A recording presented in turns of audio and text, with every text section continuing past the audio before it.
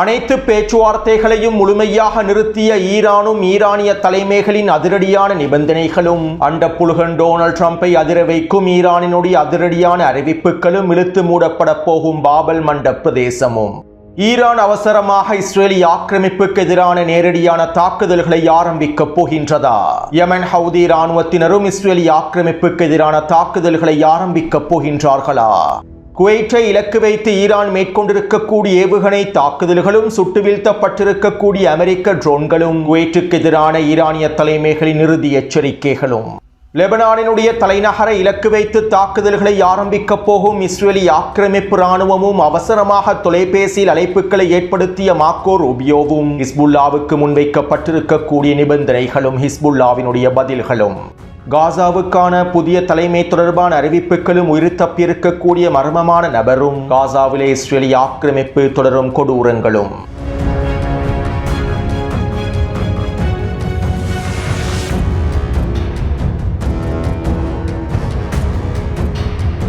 காசாவிலே இஸ்ரேலிய ஆக்கிரமிப்பு இராணுவம் அதனுடைய படுகொலை தாக்குதல்களை தொடர்ச்சியாக மேற்கொண்டு வருகின்றது. கடந்த 24 மணித்தியாலங்களுக்குள் காசாவினுடைய மேற்கு கடற்கரையோர பிரதேசங்களிலும் வடக்கு காசாவிலும் மத்திய காசாவிலும் கிட்டத்தட்ட 5க்கும் அதிகமான வான்வழி தாக்குதல்களை மேற்கொண்டுள்ளது. இந்த தாக்குதல்களிலே 11 பலஸ்தீனிய பொதுமக்கள் இனப்படுகொலை செய்யப்பட்டுள்ளார்கள். மேலும் நெட்டன்யாஹூ காசாவினுடைய மஞ்சள் எல்லை பிரதேசங்களை விரிவாக்குவதற்கான உத்தரவுகளையும் பிறப்பித்திருந்தார். காசாவினுடைய மஞ்சள் எல்லை பிரதேசங்களை 60%-இலிருந்து 70% வரையில் விரிவாக்கப் போவதாகவும் தெரிவித்திருந்தார். இப்படியான நிலைமையில் இஸ்ரேலிய ஆக்கிரமிப்பு இராணுவம் காசாவின் மஞ்சள் எல்லை பிரதேசங்களை விரிவாக்குவதற்கான தாக்குதல்களையும் ஆரம்பித்துள்ளன. இதற்கமைவாக மஞ்சள் எல்லை பிரதேசங்களிலே தொடர்ச்சியான பீரங்கி தாக்குதல்களையும் துப்பாக்கிச் சூட்டு தாக்குதல்களையும் மேற்கொண்டு வருகின்றது. குறித்த மஞ்சள் எல்லை பிரதேசத்திற்கு அருகாமையில் இருக்கக்கூடிய பலஸ்தீனிய மக்களை முழுமையாக வெளியேற்றுவதற்கான தாக்குதல்களையும் எச்சரிக்கைகளையும் வெளியிட்டு வருகின்றது. இப்படியான நிலைமையில் ஹமாஸினுடைய தலைவர்கள் அவசரமாக எகிப்துக்கான விஜயம் ஒன்றினை ஆரம்பித்துள்ளார்கள். டொனால்ட் ட்ரம்பினுடைய பீஸ் கவுன்சில் திட்டமானது காசாவின் களத்திலே முழுமையாக நடைமுறைப்படுத்தப்படவில்லை. குறித்த திட்டமானது போலியான திட்டமாக மாற்றப்பட்டுள்ளது. காசாவுக்கான பீஸ் கவுன்சில் நிர்வாகத்தினுடைய தலைவர்களும் அதனுடைய உறுப்பினர்களும் காசாவிலே பலஸ்தீனிய மக்களுடைய உரிமைகளை மீறுவதற்கான வேலை திட்டங்களையே மேற்கொண்டு வருகின்றார்கள். காசாவினுடைய களத்திலே பலஸ்தீனிய தலைவர்கள் இலக்கு வைத்து தாக்குதல்கள் தொடர்ச்சியாக மேற்கொள்ளப்படுகின்றன. பலஸ்தீனிய மக்களுக்கு எதிராகவும் இஸ்ரேலிய ஆக்கிரமிப்பு தொடர்ச்சியாக தாக்குதல்களை மேற்கொள்கின்றது.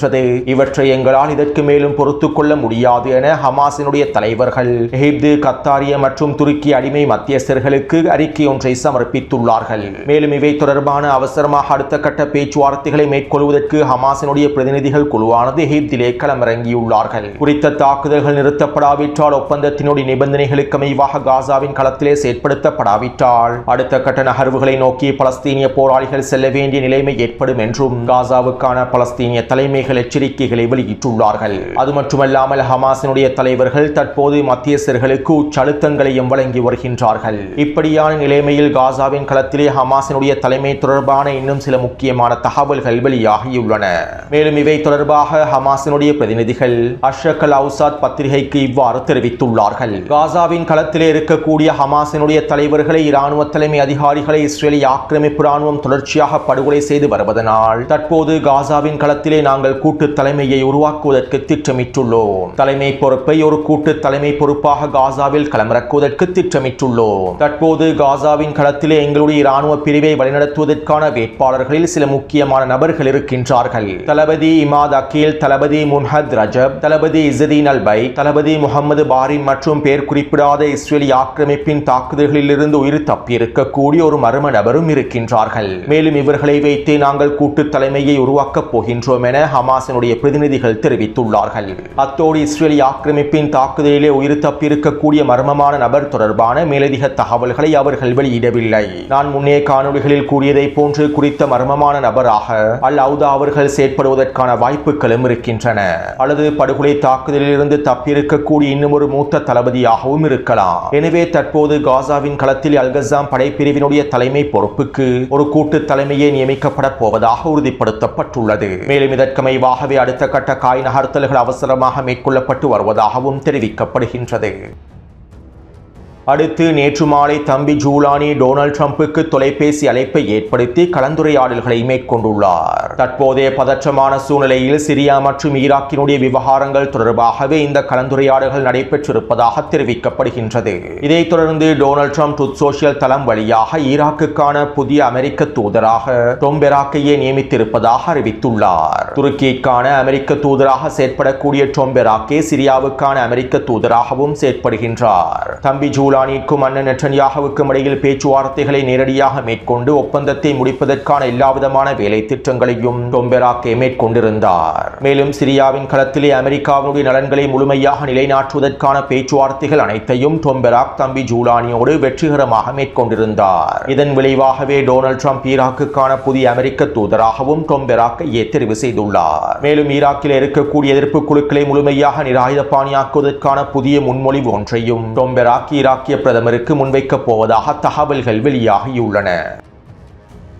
அடுத்து தெற்கு லெபனான் பிரதேசத்திலும் இஸ்ரேலிய ஆக்கிரமிப்பின் வடக்கு பிரதேசத்திலும் ஹிஸ்புல்லா இராணுவத்தினர் உச்ச வீரியமான தாக்குதல்களை மேற்கொண்டு வருகின்றார்கள். இஸ்ரேலிய ஆக்கிரமிப்பு இராணுவம் லிட்டானி நதியை கடந்ததற்கு பின்பே ஹிஸ்புல்லா இராணுவத்தினர் அவர்களுடைய ஏவுகணை தாக்குதல்களை விரிவாக்கியிருந்தார்கள். நீங்கள் லிட்டானி நதிக்கு வடக்கே எவ்வளவு தூரம் செல்கின்றீர்களோ அவ்வளவு தூரம் நாங்கள் இஸ்ரேலிய ஆக்கிரமிப்பின் வடக்கு பகுதிக்குள்ளே எங்களுடைய ஏவுகணை தாக்குதல்களை விரிவாக்குவோம் என அறிவித்தார்கள். அது மட்டுமல்லாமல் நேற்றைக்கு முன்தின இரவில் இருந்து ஹிஸ்புல்லா இராணுவத்தினர் இஸ்ரேலிய ஆக்கிரமிப்பின் வடக்கு பிரதேச இலக்கு வைத்து 20 நிமிடங்களுக்கு ஒருமுறை ஏவுகணை தாக்குதல்களை தொடர்ச்சியாக மேற்கொண்டு வந்தார்கள். மேலும் இஸ்ரேலிய ஆக்கிரமிப்பு உயரடுக்கு படைப்பிரிவினுடைய தளபதியின் வீட்டை இலக்கு வைத்து தாக்குதல்களை மேற்கொண்டு அவரையும் அவருடைய மனைவியையும் அளித்தார்கள். இஸ்ரேலிய ஆக்கிரமிப்பு குடியேற்ற பாதைகளை இலக்கு வைத்தும் தாக்குதல்கள் வீரியமாக மேற்கொள்ளப்பட்டிருந்தன. இதேபோன்று கடந்த 24 மணித்தியாலங்களுக்குள் இஸ்ரேலிய ஆக்கிரமிப்பின் வடக்கு பகுதியை இலக்கு வைத்து கிட்டத்தட்ட 25க்கும் அதிகமான ஏவுகணை தாக்குதல்களை மேற்கொண்டிருந்தார்கள். ஹைஃபாவினுடைய வடக்கு பிரதேசம் தொடக்கம் கிரியட் ஷமோனா வரையிலே இருக்கக்கூடிய ஒவ்வொரு கிராமங்களையும் நகரங்களையும் இலக்கு வைத்து தொடர்ச்சியான ஏவுகணை தாக்குதல்களையும் ட்ரோன் தாக்குதல்களையும் மேற்கொண்டு வருகின்றார்கள். மேலும் இந்த தாக்குதல்களில் மாத்திரம் 9 வெடிப்புகள் பதிவாகி இருந்தன. அது மட்டுமல்லாமல் நேற்று மாலை வடக்கு பகுதியில் இருக்கக்கூடிய இஸ்ரேலிய ஆக்கிரமிப்பு ராணுவத்தின் கட்டளை தளத்தை இலக்கு வைத்து வீரியமான ட்ரோன் தாக்குதல்களையும் மேற்கொண்டிருந்தார்கள். இந்த தாக்குதலிலே குறித்த ராணுவ கட்டளை தளத்தில் 5 சிப்பாய்கள் படுகாயமடைந்திருப்பதாக இஸ்ரேலிய ஆக்கிரமிப்பு ஒப்புக்கொண்டுள்ளது. இருப்பினும் இந்த 5 பேரும் கொல்லப்பட்டிருப்பதற்கான வாய்ப்புகளை அதிகமாக இருக்கின்றன. மேலும் குறித்த ட்ரோன் தாக்குதல் தொடர்பான காணொளிகளை டெலிகிராம் சேனலில் பதிவிட்டுள்ளேன். அது மட்டுமல்லாமல் கடந்த 24 மணித்தியாலங்களுக்குள் ஹிஸ்புல்லா இராணுவத்தினர் இஸ்ரேலிய ஆக்கிரமிப்பின் 2 ஹெர்மஸ் 450 ட்ரோன்களையும் சுட்டு வீழ்த்தியுள்ளார்கள். மேலும் இன்று மாலை இஸ்ரேலிய ஆக்கிரமிப்பின் வடக்கு பகுதியில் இருக்கக்கூடிய 3 இராணுவ கட்டளை தளங்களை இலக்கு வைத்து ட்ரோன் தாக்குதல்களையும் ஏவுகணை தாக்குதல்களையும் மேற்கொண்டுள்ளார்கள். இதேபோன்று தெற்கு லெபனானிலே நிலை கொண்டிருக்கக்கூடிய இஸ்ரேலிய ஆக்கிரமிப்பு இராணுவத்திற்கு எதிராக கிட்டத்தட்ட 18க்கும் அதிகமான தாக்குதல்களை மேற்கொண்டுள்ளார்கள். நேற்றிரவிலிருந்து தெற்கு லெபனான் பிரதேசத்தில் நிலை கொண்டிருக்கக்கூடிய சிப்பாய்களை சுற்றி வளைத்து ரத்வான் படைப்பிரிவினர் வீரியமான ட்ரோன் மற்றும் ஏவுகணை தாக்குதல்களை மேற்கொண்டிருந்தார்கள். இதற்கமைவாக லிட்டானி நதிக்கரை பிரதேசத்திலும் நபட்டியா, நக்கூரா, ஐட்டா, அல்ஷாப், தேர் சிரியன் மற்றும் தைபே பிரதேசங்களிலும் ஹிஸ்புல்லா இராணுவத்தினுடைய ரத்வான் படைப்பிரிவினர் அதிகளவான ட்ரோன் தாக்குதல்களை மேற்கொண்டிருந்தார்கள். இந்த ட்ரோன் தாக்குதல்களில் மாத்திரம் கிட்டத்தட்ட 30க்கும் அதிகமான சிப்பாய்கள் கொல்லப்பட்டும் படுகாயங்களுக்கு உள்ளாக்கப்பட்டிருக்கலாம் என்றும் தெரிவிக்கப்படுகின்றது. அதேபோன்று இன்று காலையிலிருந்து மேற்கொண்டிருந்த தாக்குதல்களில் 3 மெர்காவா போர்த்தாங்கி வாகனங்களும் 4 புல்டோசர் வண்டிகளும் ஒரு ஜீப் வண்டியும் அளிக்கப்பட்டுள்ளன. மேலும் லிட்டானி நதி கருகாமையில் சிக்கிக் கொண்டிருக்கக்கூடிய இஸ்ரேலிய ஆக்கிரமிப்பு சிப்பாய்களை சுற்றி வளைத்து அவர்களை வெளியே செல்ல விடாமல் ரத்வான் படைப்பிரிவினர் உச்ச பீரங்கி தாக்குதல்களையும் மேற்கொண்டிருந்தார்கள். லிட்டானி நதிக்கரையை இஸ்ரேலிய ஆக்கிரமிப்பு ராணுவம் கடந்திருப்பதே ஹிஸ்புல்லா ராணுவத்தினால் வைக்கப்பட்டிருக்கக்கூடிய பொறி என நேற்றைய காணொலியில் தெளிவாக குறிப்பிட்டிருந்தேன். மேலும் இதனை உறுதிப்படுத்தும் வகையிலேயே தற்போது ஹிஸ்புல்லா ராணுவத்தினர் லிட்டானி நதிக்கரையை பொறியாக பயன்படுத்தி இஸ்ரேலிய ஆக்கிரமிப்பு கவச படைப்பிரிவுகளை துண்டாடி அவர்களுக்கு எதிரான சுற்றி வளைக்கும் தாக்குதல்களை மேற்கொண்டு வருகின்றார்கள். மேலும் இன்று மாலையில் லிட்டானி நதிக்கரை பிரதேசத்திலே வைக்கப்பட்டிருந்த 3 வெடிகுண்டு பொறிகளில் இஸ்ரேலிய ஆக்கிரமிப்பு சிப்பாய்கள் சிக்கியுள்ளார்கள். இந்த தாக்குதலில் மாத்திரம் குறைந்தது 12க்கும் அதிகமான சிப்பாய்கள் கொல்லப்பட்டு படுகாயங்களுக்கு உள்ளாக்கப்பட்டிருக்கலாம் என்றும் தெரிவிக்கப்படுகின்றது. எனவே ஹிஸ்புல்லா இராணுவத்தினுடைய தாக்குதல்களை இஸ்ரேலிய ஆக்கிரமிப்பு இராணுவத்தினால் சமாளிக்க முடியவில்லை. தெற்கு லெபனான் பிரதேசத்திலே ஹிஸ்புல்லா இராணுவத்தினுடைய தொடர்ச்சியான ட்ரோன் தாக்குதல்களை இஸ்ரேலிய ஆக்கிரமிப்பினால் தடுத்து நிறுத்த முடியவில்லை. ஹிஸ்புல்லா இராணுவத்தினுடைய இந்த ட்ரோன் தாக்குதல்களை தடுத்து நிறுத்துவதற்கு $700 மில்லியன் ஒப்புதல் வழங்கப்பட்டிருந்தாலும் பல உபகரணங்கள் களமிறக்கப்பட்டிருந்தாலும் இந்த தாக்குதல்களை முறியடிக்க முடியவில்லை. மேலும் கடந்த மார்ச் 2ஆம் தேதியிலிருந்து ஹிஸ்புல்லா இராணுவத்தினர் மேற்கொண்டு வரக்கூடிய தாக்குதல்களினால் 1122 இஸ்ரேலிய ஆக்கிரமிப்பு சிப்பாய்கள் படுகாயம் படுகாயமடைந்திருப்பதாக இஸ்ரேலிய ஆக்கிரமிப்பு ஊடகங்களை உறுதிப்படுத்தியுள்ளன. உண்மையில் இந்த 1100க்கும் அதிகமான இஸ்ரேலிய ஆக்கிரமிப்பு சிப்பாய்களில் பெரும்பாலானோர் கொல்லப்பட்டிருக்கலாம். மேலும் படுகாயமடைந்திருக்கக்கூடிய இஸ்ரேலிய ஆக்கிரமிப்பு சிப்பாய்களுடைய எண்ணிக்கையானது 3000ஐயும் தாண்டி இருக்கலாம். இதனால் இஸ்ரேலிய ஆக்கிரமிப்பு ராணுவத்திற்கு மிகப்பெரிய இழப்புகள் ஏற்படுத்தப்பட்டுள்ளது என்பது உறுதி செய்யப்பட்டுள்ளது. இப்படியான நிலைமையில் நேற்று மாலை நெட்டன்யாஹூ அவசரமாக அமெரிக்காவினுடைய வெளியுறவுத்துறை அமைச்சர் மார்க்கோ ரூபியோவை தொலைபேசியில் அழைத்துள்ளார். ஹிஸ்புல்லாவினுடைய தாக்குதல்கள் எங்களுக்கு மிகப்பெரிய அச்சுறுத்தலாக மாறியுள்ளன. ஹிஸ்புல்லாவினுடைய தாக்குதல்களை தடுத்து நிறுத்த முடியவில்லை. மேலும் ஹிஸ்புல்லாவை நாங்கள் முடிவுக்கு கொண்டு வர வேண்டுமாக இருந்தால் லெபனானினுடைய தலைநகரான பெய்ரூட்டை இலக்கு வைத்து தஹியே பகுதியை இலக்கு வைத்து தாக்குதல்களை மேற்கொள்ள வேண்டும் என அவசரமான கோரிக்கைகளையும் முன்வைத்துள்ளார். இதன்போது அமெரிக்காவினுடைய வெளியுறவுத்துறை அமைச்சர் மார்க்கோ ரூபியோ முழுமையான சம்மதத்தினை வழங்கியிருப்பதாகவும் டொனால்ட் ட்ரம்பிடமிருந்தும் அனுமதியை பெற்றுக் கொண்டிருப்பதாகவும் தகவல்கள் வெளியாகி இருந்தன. இதைத் தொடர்ந்து நேற்றிரவு நெட்டன்யாஹூ அவசரமாக இஸ்ரேலிய ஆக்கிரமிப்பு ஊடகங்களுக்கு இவ்வாறு தெரிவித்தார். ஹிஸ்புல்லாவினுடைய தொடர்ச்சியான யுத்த நிறுத்த மீறல்களை எங்களுக்கு பொறுத்துக் கொள்ள முடியாது. ஹிஸ்புல்லாவை நாங்கள் அவசரமாக முடிவுக்கு கொண்டு வர வேண்டும். மேலும் ஹிஸ்புல்லாவினுடைய தாக்குதல்களுக்கு உச்ச பதிலடிகளை வழங்கும் நோக்கத்தோடு நாங்கள் லெபனானினுடைய தலைநகரான பெய்ரூட்டின் தெற்கு புறநகர் பிரதேசமான தஹியே பிரதேசத்தை இலக்கு வைத்து தாக்குதல்களை மேற்கொள்ளப் போகின்றோம். இதற்கான உத்தரவுகளை நான் எங்களுடைய இராணுவத்திற்கு வழங்கிவிட்டேன். விரைவில் நாங்கள் இந்த தாக்குதல்களை ஆரம்பிக்கப் போகின்றோம். மேலும் லெபனானிய அரசாங்கம் அவசரமாக முடிவுகளை எடுக்க வேண்டும். ஹிஸ்புல்லாவினுடைய தாக்குதல்களை முடிவுக்கு கொண்டு வருவதற்கான வேலை திட்டங்களை மேற்கொள்ள வேண்டும். இல்லாவிட்டால் நாங்கள் இன்னும் 24 மணித்தியாலங்களுக்குள் பெய்ரூட்டின் தஹியே பிரதேசத்தை இலக்கு வைத்து உச்ச தாக்குதல்களை மேற்கொள்வோம் என நெட்டன்யாஹூ ஊடகங்கள் வாயிலாக அறிவிப்புகளை வெளியிட்டார். இதைத் தொடர்ந்து நள்ளிரவு வேளையில் அமெரிக்காவினுடைய வெளியுறவுத்துறை அமைச்சர் மார்க்கோ ரூபியோ லெபனானிய ஜனாதிபதி ஜோசப் அவுனுக்கு தொலைபேசி அழைப்பை ஏற்படுத்தி அவசரமான கலந்துரையாடலை மேற்கொண்டுள்ளார். யுத்த நிறுத்தத்தை மீறி ஹிஸ்புல்லா தொடர்ச்சியாக இஸ்ரேலுக்கு எதிரான தாக்குதல்களை மேற்கொண்டு வருவதனால் நாங்கள் லெபனானினுடைய தெற்கு பகுதியை இலக்கு வைத்து தாக்குதல்களை மேற்கொள்வதற்கான அனுமதியை வழங்கிவிட்டோம். மேலும் இந்த அனுமதியை நாங்கள் அவசரமாக தடுத்து நிறுத்த வேண்டுமாக இருந்தால் நீங்கள் ஹிஸ்புல்லாவினுடைய தாக்குதல்களை முழுமையாக நிறுத்த வேண்டும். தெற்கு லெபனான் பிரதேசத்திலே நிலை கொண்டிருக்கக்கூடிய இஸ்ரேலிய ராணுவத்திற்கு எதிராக ஹிஸ்புல்லா இராணுவத்தினர் எந்த விதமான ட்ரோன் தாக்குதல்களையும் ஏவுகணை தாக்குதல்களையும் மேற்கொள்ளக்கூடாது. இஸ்ரேலிய இராணுவத்தின் தரைவழி தாக்குதல்களுக்கு எதிராக ஹிஸ்புல்லா ஒரு தாக்குதலை கூட மேற்கொள்ளக்கூடாது. தெற்கு லெபனான் பிரதேசத்திலே இஸ்ரேலிய இராணுவம் இடையக மண்டலத்தினை பஃபர் ஜோன் பிரதேசத்தினை அமைக்கும். லெபனானுக்கும் இஸ்ரேலுக்கும் இடையில் பேச்சுவார்த்தைகள் முடிவுக்கு கொண்டு வரப்படும் வரை ஹிஸ்புல்லா இராணுவத்தினர் நிராயுத பாணியாக்கப்படும் வரை இந்த பஃபர் ஜோன் பிரதேசம் முழுமையாக இருக்கும். இதனை லெபனானிய அரசாங்கம் ஏற்றுக்கொள்ள வேண்டும். மேலும் லெபனானிய அரசாங்கம் ஹிஸ்புல்லாவை நிராயுத பாணியாக்கியதற்கு பின்பே இஸ்ரேலிய இராணுவம் தெற்கு லெபனானை விட்டு வெளியேறிவிடும். இதனால் தற்போது பெய்ரூட்டின் தஹியே பிரதேசத்தை இலக்கு வைத்து இஸ்ரேல் மேற்கொள்ளப் போகும் தாக்குதல்களை உங்களுக்கு தடுத்து நிறுத்த வேண்டுமாக இருந்தால் ஹிஸ்புல்லாவினுடைய தாக்குதல்களை தடுத்து நிறுத்திவிடுங்கள். இதுதான் அமெரிக்காவினுடைய நிபந்தனையாகவும் இருக்கின்றது என அமெரிக்க வெளியுறவுத்துறை அமைச்சர் மார்க்கோ ரூபியோ ஜோசப் அவுனிடம் தெரிவித்துள்ளார். இதைத் தொடர்ந்து குறித்த நிபந்தனைகள் தொடர்பாக லெபனானிய அரசாங்க தலைமைகள் ஹிஸ்புல்லா இராணுவத்திற்கு அறிவித்தார்கள். மேலும் இந்த சந்தர்ப்பத்திலே ஹிஸ்புல்லா இராணுவத்தினுடைய தலைமைகள் குறித்த நிபந்தனைகளை முழுமையாக நிராகரித்துள்ளார்கள். அமெரிக்காவினுடைய இந்த நிபந்தனை லெபனானுடைய இறையாண்மையை மீறுவதாக லெபனானிய அரசாங்கத்திற்கு தெரியவில்லையா? மேலும் லெபனானினுடைய இறையாண்மையை மீறுவதற்கு நாங்கள் ஒரு பொழுதும் அனுமதிக்கப் போவதில்லை. இந்த நிபந்தனைகளை நாங்கள் ஒரு பொழுதும் ஏற்றுக்கொள்ள மாட்டோம். இஸ்ரேலிய ஆக்கிரமிப்பு ராணுவம் தெற்கு லெபனான் பிரதேசத்திலிருந்து முழுமையாக வெளியேறாமல் இஸ்ரேலிய ஆக்கிரமிப்பு தாக்குதல்கள் நிறுத்தாமல் நாங்கள் எங்களுடைய தாக்குதல்களை நிறுத்தப் போவதில்லை. எங்களுடைய இறுதியான முடிவு இதுதான். நாங்கள் ஒரு பொழுதும் சரணடைய மாட்டோம். இறுதி வரை போராடுவதற்கு தயாராகவே இருக்கின்றோம். ஒன்று நாங்கள் வெற்றி பெறுவோம் அல்லது நாங்கள் வீரமரணம் அடைவோம். இஸ்ரேலிய ஆக்கிரமிப்பு பின்வாங்காமல் நாங்கள் ஒரு பொழுதும் தாக்குதல்களை நிறுத்தப் போவதில்லை என ஹிஸ்புல்லா இராணுவத்தினுடைய தலைமைகள் பதில்களை வழங்கியுள்ளார்கள்.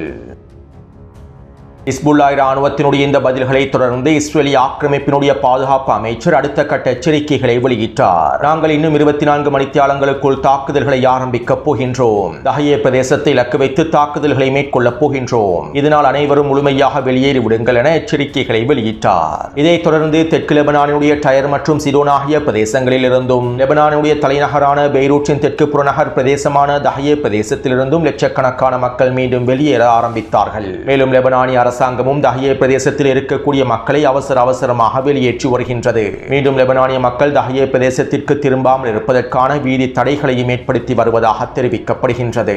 கடந்த மார்ச் 1ஆம் தேதி எவ்வாறானதொரு பதற்ற நிலைமை காணப்பட்டதோ அதே போன்றதொரு பதற்ற நிலைமையே தற்போது லெபனானிய களத்தில் ஏற்படுத்தப்பட்டுள்ளது.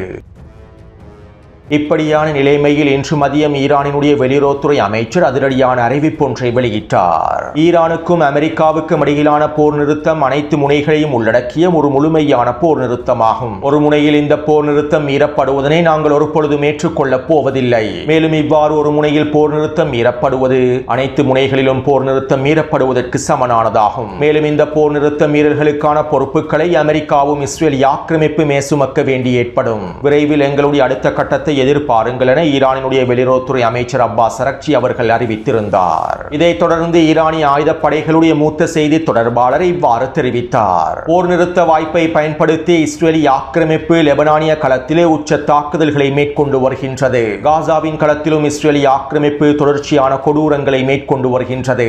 இவை அனைத்தும் ஆக்கிரமிப்பினுடைய மீறல்களாகும். மேலும் ஆக்கிரமிப்பினுடைய இந்த யுத்த நிறுத்த மீறல்களுக்கு நாங்கள் மௌனமாக இருக்கப் போவதில்லை.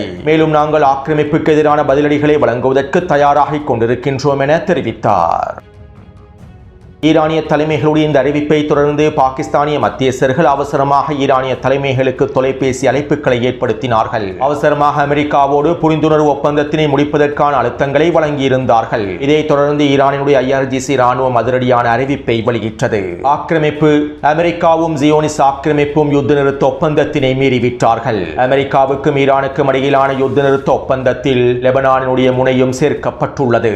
ஆனால் லெபனானிய களத்திலே தாக்குதல்கள் தொடர்ச்சியாக மேற்கொள்ளப்படுகின்றன. காசாவின் களத்திலும் தாக்குதல்கள் தொடர்ச்சியாக மேற்கொள்ளப்படுகின்றன. போர் நிறுத்தமானது அனைத்து முனைகளிலும் மீறப்பட்டுள்ளது.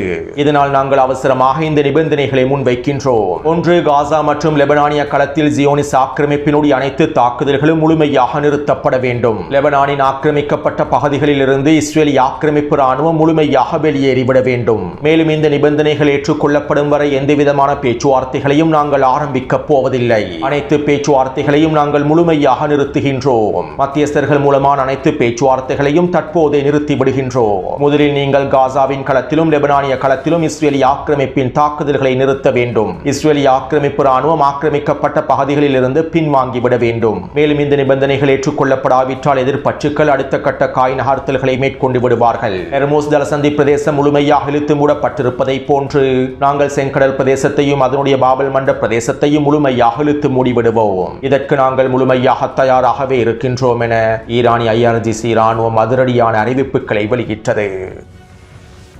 இந்த அறிவிப்புகளை தொடர்ந்து ஈரானிய ஊடகங்களும் தலைப்புச் செய்தியாக பேச்சுவார்த்தைகள் அனைத்தும் முழுமையாக நிறுத்தப்பட்டு விட்டதாக அறிவித்திருந்தன. சர்வதேச ஊடகங்களிலும் இந்த அறிவிப்புகள் அதிரடியாக வெளியிடப்பட்டன. மேலும் ஈரான் இவ்வாறு பேச்சுவார்த்தைகள் நிறுத்தப்பட்டு விட்டதாக அறிவித்ததும் எண்ணெய் விலையானது சர்வதேச சந்தையில் $4 அதிகரித்தது. மேலும் இன்றிரவு எண்ணெய் விலையானது $10 அதிகரிக்கப் போவதாக தெரிவிக்கப்படுகின்றது. மேலும் ஒட்டுமொத்த சர்வதேசமும் உச்சக்கட்ட பதற்றத்திற்குள் தள்ளப்பட்டுள்ளன. மத்திய கிழக்கு பிராந்தியம் முழுவதும் உச்சக்கட்ட பதற்றத்தை நோக்கி நகர்ந்து கொண்டிருக்கின்றன. அத்தோடு ஈரானிய IRGC ராணுவத்தின் அறிவிப்புகளை தொடர்ந்து யெமன் ஹவுதி ராணுவத்தினரும் அதிரடியான அறிவிப்புகளை வெளியிட்டார்கள். அமெரிக்காவும் ஜியோனிஸ் ஆக்கிரமிப்பும் யுத்த நிறுத்தத்தை மீறி தாக்குதல்களை தொடர்கின்றார்கள். காசா மற்றும் லெபனானிய களத்தில் உச்ச தாக்குதல்களை மேற்கொள்கின்றார்கள். லெபனானினுடைய தலைநகரை இலக்கு வைத்து தாக்குதல்களை மேற்கொள்ளப் போகின்றார்கள். இவற்றை நாங்கள் ஒரு பொழுதும் பொறுத்துக் கொள்ளப் போவதில்லை. இதனால் நாங்கள் பாபல் மண்ட பிரதேசத்தினை முழுமையாக இழுத்து மூடுவதற்கு தயாராகிக் கொண்டிருக்கின்றோம். அனைத்து போர் முனைகளையும் நாங்கள் முழுமையாக தயார் செய்து விட்டோம் என யெமன் ஹவுதி ராணுவத்தினர் அதிரடியான அறிவிப்புகளை வெளியிட்டார்கள். அது மட்டுமல்லாமல் இன்று காலையிலேயே ஈரானிய ராணுவத்தினர் குவைத்தை இலக்கு வைத்து ஏவுகணை தாக்குதல்களையும் மேற்கொண்டிருந்தார்கள். நேற்றிரவு அமெரிக்கா ஈரானினுடைய சிறிய தீவில் இருக்கக்கூடிய தொலைத்தொடர்பு சாதனத்தை இலக்கு வைத்து தாக்குதல் ஒன்றை மேற்கொண்டுள்ளது. மேலும் நேற்று மாலையிலேயே அமெரிக்காவின் MQ-9 ட்ரோன் ஒன்றினையும் ஈரானிய வான் பாதுகாப்பு படைப்பிரிவினர் சுட்டு வீழ்த்தினார்கள். இதற்கு பதிலடியாகத்தான் குறித்த தீவில் இருக்கக்கூடிய தொலைத்தொடர்பு சாதனத்தை இலக்கு வைத்து தாக்குதல்களை மேற்கொண்டதாக அமெரிக்கா அறிவித்தது. இதைத் தொடர்ந்து இன்று காலையில் குவைத்தில் இருக்கக்கூடிய அமெரிக்க தளத்தை இலக்கு வைத்து ஏவுகணை தாக்குதல்கள் கொள்ளப்பட்டுள்ளன. மேலும் குறித்த ஏவுகணைகளை சுட்டு வீழ்த்தியிருப்பதாக அமெரிக்கா அறிவித்தாலும் வெடிப்புகள் பதிவாகியுள்ளன. இதற்கு முன்பும் இவ்வாறு தான் சுட்டு வீழ்த்தப்பட்டதாக அமெரிக்கா அறிவித்தது. பின்பு 5 அமெரிக்க அதிகாரிகள் படுகாயமடைந்திருப்பது உறுதி செய்யப்பட்டது. மேலும் இன்று மாலை ஈரானுடைய வெளியுறவுத்துறை அமைச்சகம் குவைத்துக்கு எதிரான மிரட்டல்களையும் வெளியிட்டிருந்தது. ஈரானுக்கு எதிரான தாக்குதல்களுக்கு குவைத்தினுடைய தளமானது தொடர்ச்சியாக பயன்படுத்தப்பட்டால் நாங்கள் எந்த விதமான வரையறையும் இல்லாமல் குவைத்துக்கு எதிரான உச்ச பதிலடி தாக்குதல்களை முழுமையாக ஆரம்பிப்போம் என மிரட்டல்களையும் எச்சரிக்கைகளையும் ஈரானிய வெளியுறவுத்துறை அமைச்சகம் வழங்கியுள்ளது. அது மட்டுமல்லாமல் நேற்றிரவிலிருந்து குர்திஸ்தான் பிரதேசத்தில் இலக்கு வைத்து உச்ச ஏவுகணை தாக்குதல்களையும் ட்ரோன் தாக்குதல்களையும் ஈரான் மேற்கொண்டு வருகின்றது. கடந்த 24 மணித்தியாலங்களுக்குள் கிட்டத்தட்ட 20க்கும் அதிகமான ஏவுகணை தாக்குதல்கள் குர்திஸ்தான் பிரதேசத்தை இலக்கு வைத்து மேற்கொள்ளப்பட்டிருப்பதாக தெரிவிக்கப்படுகின்றது. மேலும் இன்று மாலை ஈரான் அவசரமாக ஹெர்மூஸ் ஜலசந்தி பிரதேசத்திலே பயிற்சிகளை மேற்கொண்டு வருவதாகவும் ஈரானினுடைய மேற்கு பகுதியிலே வான் பாதுகாப்பு ஏவுகணை பயிற்சிகள் அவசரமாக ஆரம்பிக்கப்பட்டிருப்பதாகவும் இன்னும் பல தரைப்படை பயிற்சிகள் மேற்கொள்ளப்பட்டு வருவதாகவும் தகவல்கள் வெளியாகியுள்ளன. எனவே தற்போது மத்திய கிழக்கு பிராந்தியத்திலே உச்ச பதற்றம் ஏற்பட்டுள்ளது. பேச்சுவார்த்தைகளை ஈரான் முழுமையாக நிறுத்தி இருப்பதனால் உச்ச தாக்குதல் பதற்றம் அதிகரித்துள்ளது. எனவே நாம் பொறுத்திருந்து பார்ப்போம். அத்தோடு இந்த காணொலி தொடர்பான கருத்துக்களை பதிவிடுங்கள். தொடர்ந்தும் என்னோடு இணைந்திருங்கள். நன்றி, வணக்கம்.